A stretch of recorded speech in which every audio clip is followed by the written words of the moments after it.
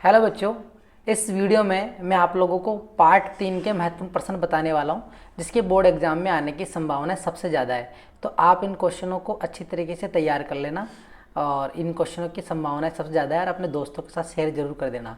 तो चलो बच्चों, मैं आप लोगों को इनके इंपॉर्टेंट क्वेश्चंस बताता हूँ, वो क्या क्या है। देखिए, ऑब्जेक्टिव टाइप के क्वेश्चंस देखेंगे सबसे पहले। तो इसमें से जो दे रखा है प्रश्न ये है कि कौन सी धातु जो कमरे के तापमान पर द्रव अवस्था में पाई जाती है। तो ऐसी कौन सी धातु जो कमरे के तापमान पर द्रव अवस्था में पाई जाती है। तो धातु तो वैसे तो ठोस होती है, लेकिन एक अपवाद होता है। जो मरकरी जो धातु होती है वो कमरे के तापमान पर क्या होती है, द्रव अवस्था में पाई जाती है। तो इसका सही आंसर होगा पारा यानी मरकरी। पारा यानी मरकरी बहुत इंपॉर्टेंट प्रश्न है, अच्छे से याद कर लेना इसको। दूसरा क्वेश्चन है, अधातु जो कमरे के तापमान पर द्रव अवस्था में पाई जाती है। अधातु जो कमरे के तापमान पर द्रव अवस्था में पाई जाती है वो कौन सी है, वो है ब्रोमीन। कौन सी है, ब्रोमीन। ब्रोमीन जो होती है वो कमरे के तापमान पर द्रव अवस्था में पाई जाती है। सबसे कठोर पदार्थ कौन सा है आप लोगों को ये बताना है। इन चारों ऑप्शनों में से सबसे कठोर पदार्थ जो है वो हीरा है। निम्न में से धातु जिसको चाकू से काटा जा सकता है वो कौन सी है। जिसे चाकू से काट सकते हैं वो मुलायम धातु होती है, जैसे नाक को काट सकते हैं। तो नाक का मतलब यहाँ पे एक ट्रिक है, ना यानी सोडियम और के मतलब पोटेशियम। तो यहाँ पर देखिए क्या दे रखा है, सोडियम दे रखा है। तो सही आंसर क्या होगा, सोडियम। धातु ऑक्साइड किस पद्धति नहीं है, प्रकृति के होते हैं। तो धातु ऑक्साइड जो होते हैं हमेशा क्षारीय प्रकृति के होते हैं। कौन सी प्रकृति के होते हैं, क्षारीय प्रकृति के होते हैं। ठीक है, इधर से मैं आप लोगों को अति लघुरात्मक प्रश्न बताता हूँ। स्वतंत्र अवस्था में पाई जाने वाली धातुओं के नाम लिखिए। ऐसी धातुओं का नाम बताइए जो बिल्कुल स्वतंत्र अवस्था में पाई जाती है, यानी वो किसी अन्य से क्रिया नहीं करती है, जिनकी क्रियाशीलता बहुत कम होती है। तो वो है सोना, सोना के बाद में चांदी, चांदी के बाद में प्लेटिनम और कॉपर या तांबा। ये जो है वो क्या है, प्रकृति में मुक्त अवस्था में पाए जाते हैं, स्वतंत्र अवस्था में पाए जाते हैं। इनमें अशुद्धियां बहुत कम होती है। नेक्स्ट क्वेश्चन है, सोल्डर मिश्र धातु। क्या, नेक्स्ट क्वेश्चन क्या है, सोल्डर मिश्र धातु जो है उसमें और कौन कौन सी धातुएं मिलाकर बनाई जाती है। तो सोल्डर जो होती है, टांका धातु जो होती है, जो टीवी सुधारने वाले होते हैं वो क्या करते हैं, वो टाका जो लगाते हैं तारों को जोड़ने के लिए, वो सोल्डर मिश्र धातु होती है। वो जो बनती है सीसा व टिन से बनती है, सीसा व टिन से बनती है। सीसा, इससे अपन लेड भी कह सकते हैं, लेड धातु भी कह सकते हैं। सीसा एक तरीके से लेड धातु भी है। तो लेड प्लस टिन भी लिखा जा सकता है, या फिर सीसा प्लस टिन भी लिखा जा सकता है। तो सोल्डर मिश्र धातु में कौन सा, सीसा और टिन होता है। अब आपको नेक्स्ट क्वेश्चन दिया हुआ है, अम्लराज, जिसे अपन एक्वा रेजिया के नाम से जानते हैं, उसका संगठन क्या है। संगठन मतलब उसमें जो मिलाया जाता है वो किस अनुपात में मिलाया जाता है। तो अम्लराज के अंदर HCl होता है और HNO3 होता है। क्या होता है, HCl होता है और HNO3 होता है। HCl और HNO3 का जो अनुपात होता है वो 3:1 होता है। कितना होता है, 3:1 होता है। यानी HCl 3 होगा और HNO3 कितना होगा, 1 होगा। इससे अपन अम्लराज बनाया जा सकता है। अम्लराज जो है एक ऐसा सॉल्यूशन है, एक ऐसा विलेन है जो सोने को भी गला सकता है। इंपॉर्टेंट है, सोने को भी गलाने के लिए अम्लराज का उपयोग किया जाता है। नेक्स्ट क्वेश्चन है, बहुत इंपॉर्टेंट क्वेश्चन है, यसद लेपन यानी गैल्वनीकरण किससे कहते हैं। गैल्वनीकरण क्या होता है, देखिए, गैल्वनाइजेशन करना, यानी अगर लोहा या इस्पात जो है उसको जंग से बचाने के लिए अगर आपने उसके ऊपर जस्ते की परत चढ़ा दी, किसकी, जस्ते की पतली सी परत चढ़ा दी, तो उसे अपन यसद लेपन या फिर गैल्वनीकरण कहते हैं। यसद मतलब जिंक यानी जस्ता, इसे अपन यशदी बोलते हैं।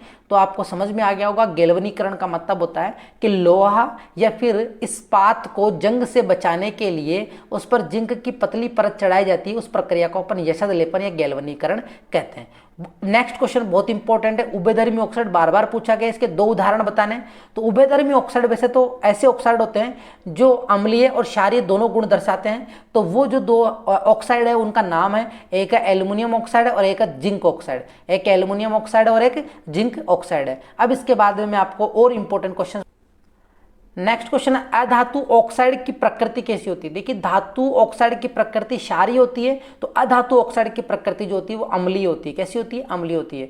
सोडियम धातु को आप किस में रखकर सुरक्षित रख सकते हैं। सोडियम धातु सबसे ज्यादा क्रियाशील धातु होती है, तो इसे अपन किस में रख सकते हैं, इसे अपन पेट्रोल में रख सकते हैं। यानी पेट्रोल में नहीं, केरोसिन के अंदर रखेंगे, मिट्टी के तेल के अंदर, केरोसिन के अंदर रखेंगे। इसका सही आंसर क्या होगा, मिट्टी के तेल में यानी केरोसिन में, क्योंकि वहां पर ये क्रिया नहीं करता। नेक्स्ट क्वेश्चन है, अधातु, आपको बताना, अधातु जो विद्युत की सुचालक होती है, अधातु जो विद्युत की सुचालक होती है वो क्या है, वो है ग्रेफाइट। क्या है, ग्रेफाइट में मुक्त इलेक्ट्रॉन पाए जाते हैं, इसलिए वह अधातु भी है और वो विद्युत का चालन भी कर सकती है। जो पेंसिल की नोक होती है वो ग्रेफाइट की बनी होती है, तो ग्रेफाइट विद्युत का सुचालक होता है। नेक्स्ट क्वेश्चन है, विद्युत तारों की वेल्डिंग के लिए कौन सी मिश्र धातु का उपयोग किया जाता है? इसके लिए मैंने अभी अभी आपको बताया था कि वे जो अपन विद्युत तारों की वेल्डिंग करते हैं उसके लिए सोल्डर मिश्र धातु काम में लेते हैं, तो इसका सही आंसर क्या होगा? सोल्डर होगा। नेक्स्ट क्वेश्चन, शुद्ध सोने में कितने कैरेट होते हैं? ये तो जनरल नॉलेज का भी क्वेश्चन एक तरीके से आपको पता होना चाहिए। शुद्ध सोने के अंदर जो होते हैं 24 कैरेट होते हैं, 24 कैरेट होते हैं। कितने होते हैं? 24 कैरेट होते हैं। नेक्स्ट क्वेश्चन, सीना बार किसका? एस का। सीना बार, सीना मतलब सीना बार जो है वो एक तरीके से मरकरी का है। किसका है? Hg यानी मरकरी का ही अयस्क है। अयस्क समझते हो क्या होता है?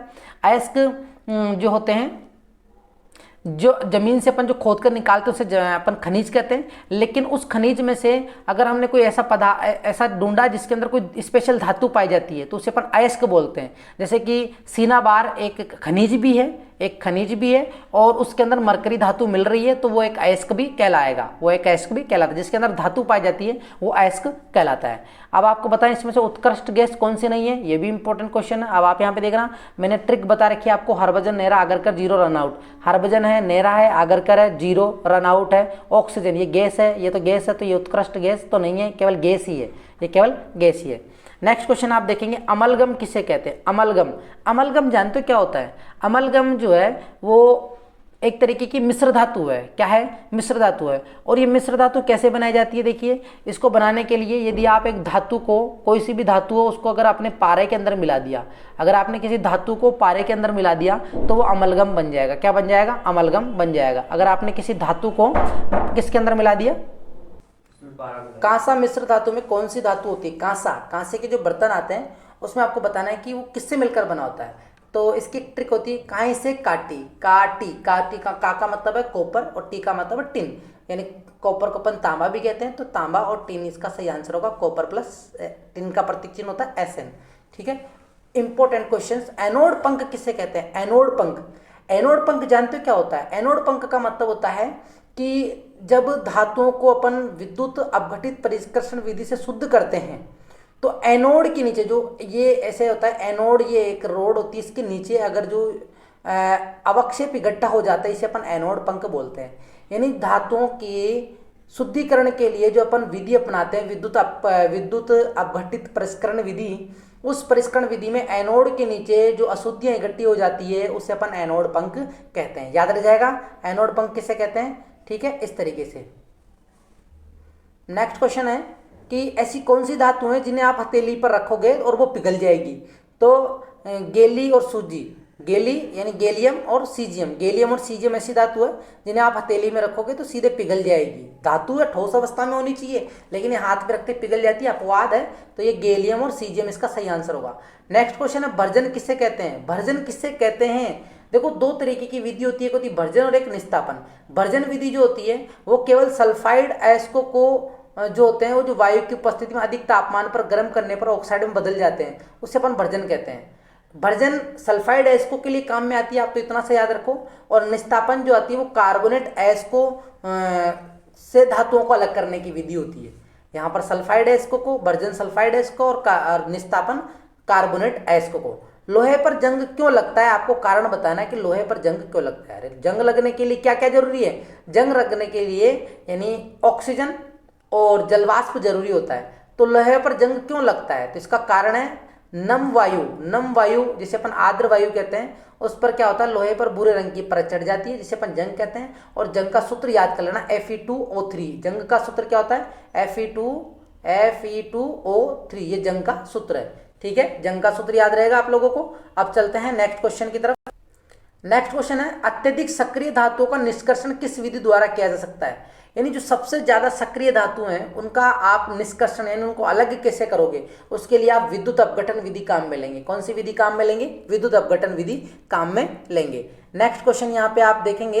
नेक्स्ट क्वेश्चन है, आयनिक यौगिक ठोस अवस्था में विद्युत का चालन क्यों नहीं करते?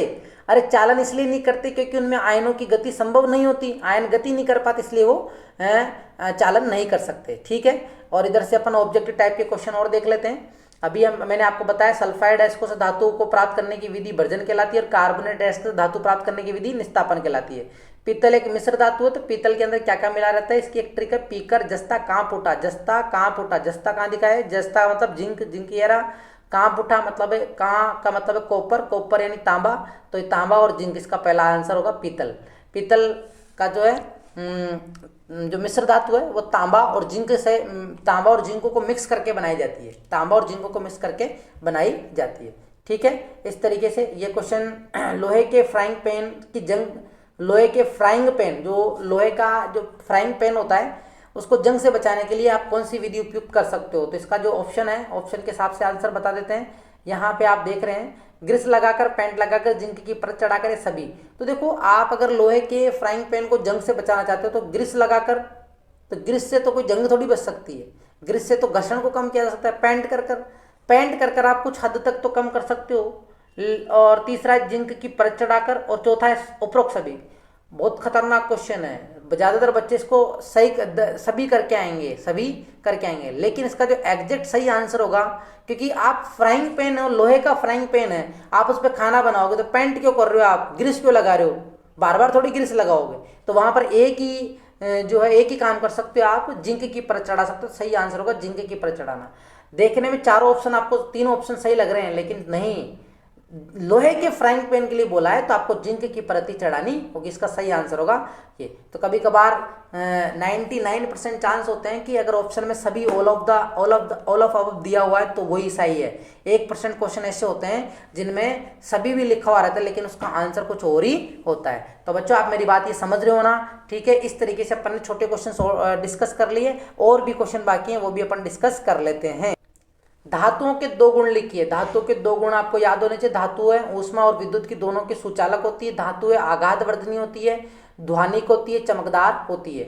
गेंग क्या होता है, ये भी इंपॉर्टेंट क्वेश्चन है। गेंग का मतलब होता है जो खनिज अयस्क जो होते हैं उसके अंदर मिट्टी, रेत आदि अशुद्धियां इकट्ठी जो होती है उन्हें गेंग कहते हैं। यानी खनिज अयस्कों में जो अशुद्धियां जो रहती है उसे अपन गेंग कहते हैं। अभी मैंने आपको बताया था अयस्क क्या होता है। अयस्क जो होता है खनिज के अंदर अगर शुद्ध धातु प्राप्त की जा रही है तो उसे अपन अयस्क कहेंगे।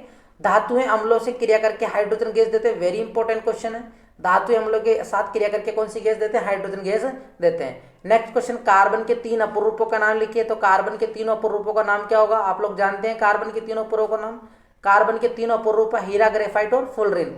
नेक्स्ट क्वेश्चन है, स्टेनलेस इस्पात में कौन कौन से अवयव होंगे। यानी आप स्टेनलेस स्टील बना रहे हो तो उसके अंदर क्या क्या मिलाओगे। उसके लिए आपको लोहा, निकेल और क्रोमियम दोनों मिलाना पड़ेगा, क्योंकि क्रोमियम जो होता है वो जंग से बचाएगा, निकेल उसकी चमक को बढ़ाएगा। इस तरह के लोहा, निकेल और क्रोमियम तीनों अवयव मिलाएंगे तब जाकर स्टेनलेस स्टील बनेगा।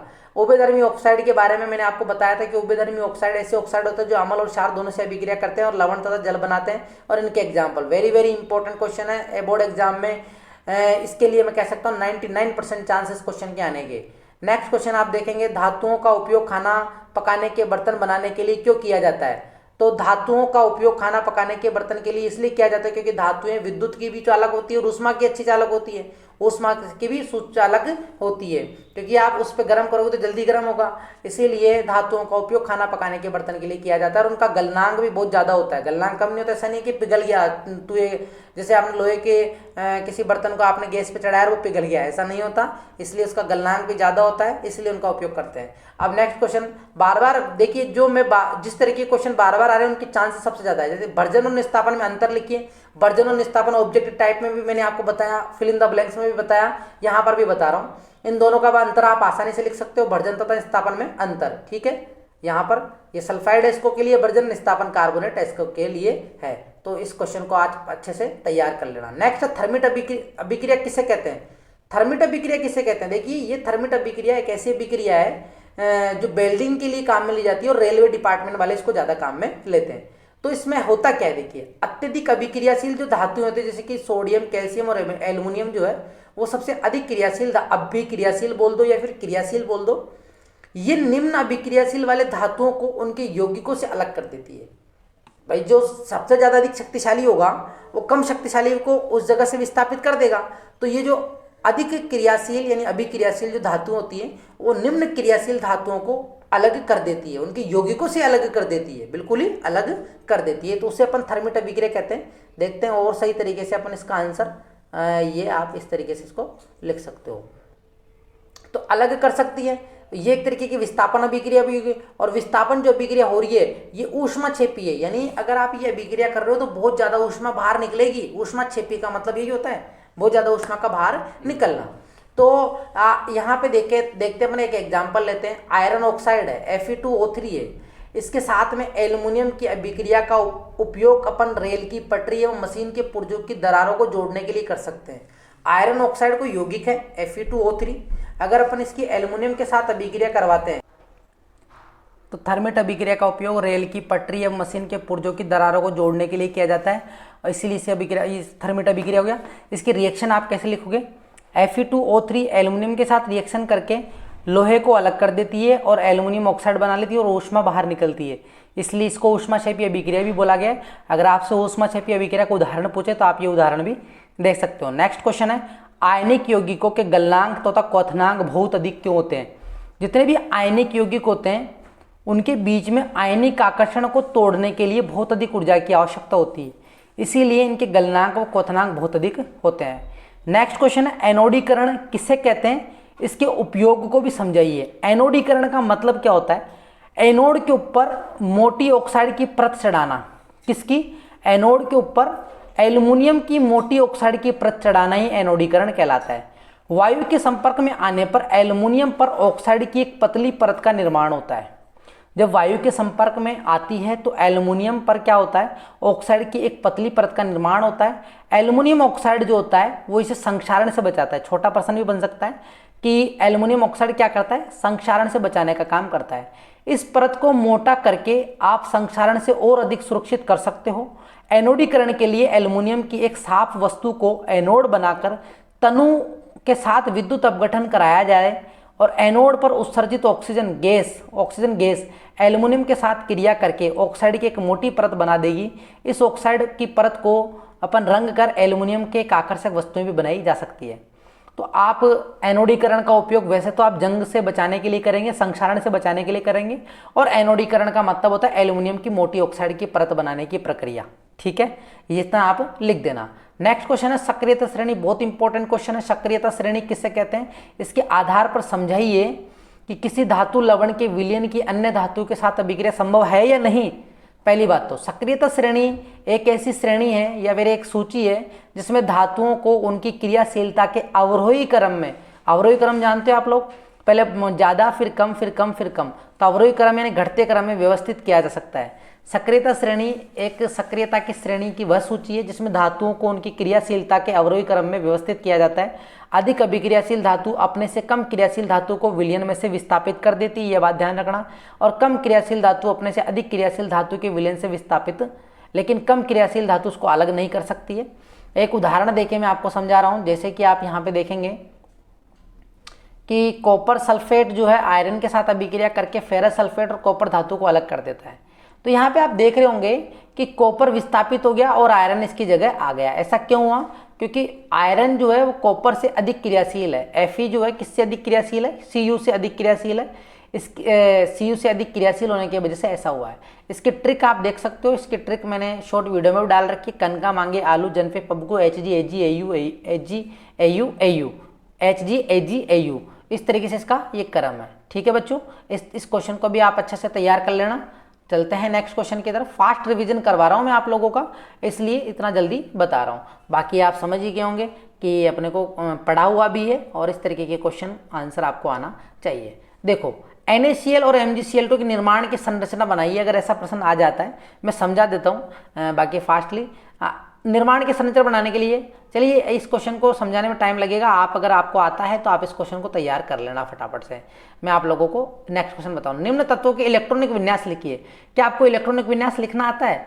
इलेक्ट्रॉनिक विन्यास का मतलब आपको बताने की पहली कक्षा में कितने इलेक्ट्रॉन, दूसरे में कितने, इस तरीके से। जैसे कैल्शियम है, इसके लिए आपको एटॉमिक नंबर पता होना चाहिए। कैल्शियम का एटॉमिक नंबर कितना होता है? 20 होता है। तो 20 का मतलब ये होगा पहली कक्षा में गए 2, नेक्स्ट कक्षा में गए 8, फिर उससे नेक्स्ट कक्षा में जाएंगे 8, 8 8 16 2 18, फिर उससे नेक्स्ट कक्षा में कितने जाएंगे? केवल 2 ही जाएंगे। केवल कितने जाएंगे? 2 जाएंगे। यानी 1s2 2s2 2p6 के अकॉर्डिंग होता है ये इलेक्ट्रॉनिक विन्यास। तो आप याद कर लेना, कैल्शियम का होता है 2 8 8 2, सल्फर का होता है 2 8 8, नियोन का 2 8 होता है, पोटेशियम का 2 8 8 1 1 होता है, और इस तरीके से एल्युमिनियम का होता है। तो इलेक्ट्रॉनिक विन्यास आपको आना चाहिए। इलेक्ट्रॉनिक विन्यास की ट्रिक होती है, ठीक है, वो ट्रिक आपको पता है तो आप इसका आसानी से कर सकते हो। तांबे की नेक्स्ट क्वेश्चन है, तांबे के परिष्करण। क्या? तांबे की परिष्करण की विद्युत अपघटनी विधि का सचित्र वर्णन कीजिए। तांबे के द्वारा, वैसे ये क्वेश्चन ठीक है, अच्छा है, आ सकता है एग्जाम के अंदर, बड़ा 2 नंबर के अंदर। तांबे की परिष्करण की विद्युत अपघटनी विधि का सचित्र वर्णन करना है आपको।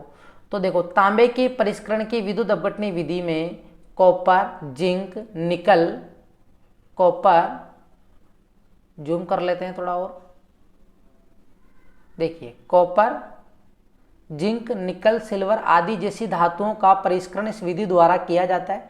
इस विधि में अशुद्ध धातु को एनोड पर, शुद्ध धातु की पतली परत को अपन कैथोड पर लगाएंगे। धातु के लवण के विलयन को विद्युत अपघट्य के रूप में लेंगे। जब विद्युत अपघट्य में विद्युत धारा प्रवाहित करवाएंगे तो एनोड पर स्थित अशुद्ध धातु विद्युत अपघट्य में घुल जाएगी। इतनी मात्रा में शुद्ध धातु विद्युत अपघट्य के कैथोड पर जमा हो जाएगी।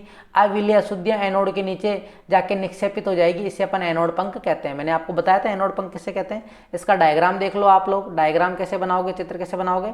एक पात्र लोगे, इस पात्र के अंदर ये विलयन भरा हुआ है, ये कैथोड है और ये एनोड है, ठीक है। यहाँ से ये तार जाके कुंजी जुड़ी हुई है, ये बैटरी जुड़ी हुई है।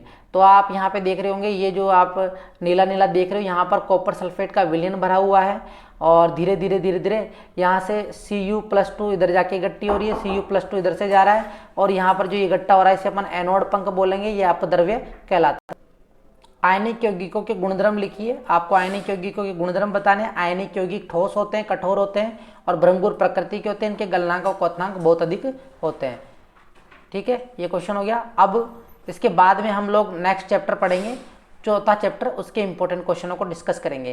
तो मैंने बच्चों आप लोगों को इससे पहले पार्ट, दूसरे पार्ट और 5 और 6 चैप्टर के मैंने आपको इंपॉर्टेंट क्वेश्चन बता दिए। तो आप इन क्वेश्चनों को तो छोड़ना मत, पूरा वीडियो देख लेना और प्लेलिस्ट पे और भी इंपॉर्टेंट क्वेश्चंस हैं तो उन्हें जरूर देख के जाना, जिससे आपके एग्जाम में अच्छे नंबर आ सकें। तो बच्चों बेस्ट ऑफ लक, मिलते हैं नेक्स्ट वीडियो में। जय हिंद, जय भारत।